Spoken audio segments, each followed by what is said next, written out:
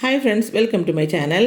இன்றைக்கி கேரளா ஸ்டைலில் உளுந்து சேர்க்காமல் உள்ள ஆப்பமாவு ரெசிபி தான் நம்ம பார்க்க போகிறோம். எப்படி இந்த மாவு ரெடி பண்ணுறதுன்னு பார்க்கலாம் வாங்க. அதுக்கு முன்னாடி நம்ம சேனலை இதை நீங்கள் ஃபஸ்ட் டைம் பார்க்குறீங்க அப்படின்னா மறக்காமல் நம்ம சேனலுக்கு சப்போர்ட் பண்ணுங்கள். நான் இன்றைக்கி அரைக்கிறதுக்கு 2 கிளாஸ் பச்சரிசி எடுத்து நல்லா கழுவி சுத்தம் பண்ணி எடுத்துட்டேன். இது ரேஷன் கடையில் வாங்குகிற பச்சரிசி தான்.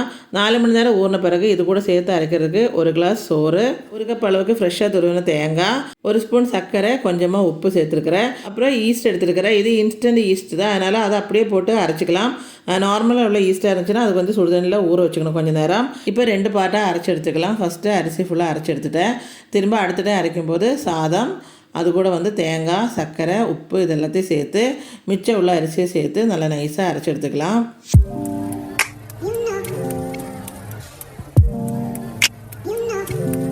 இதில் ஒரு 1/2 ஸ்பூன் தான் ஈஸ்ட்டு சேர்க்க போகிறேன்.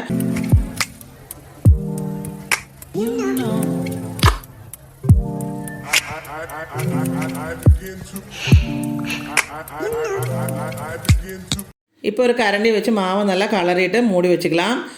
மூடும்போது அதே மாதிரி இந்த மாதிரி ஒரு சாதாரண பிளேட்டை வச்சு தான் மூடணும். நல்லா டைட்டாக மூடி வைக்கக்கூடாது, ஏன்னா அது புளிச்சு அது அப்படியே ஓப்பன் ஆகிடும். இப்போ பாருங்கள், மாவு வந்து நல்லா புளிச்சு நல்லா பொங்கி இருக்குது. இப்போ நம்ம ஆப்பம் சுட ஆரம்பிக்கலாம்.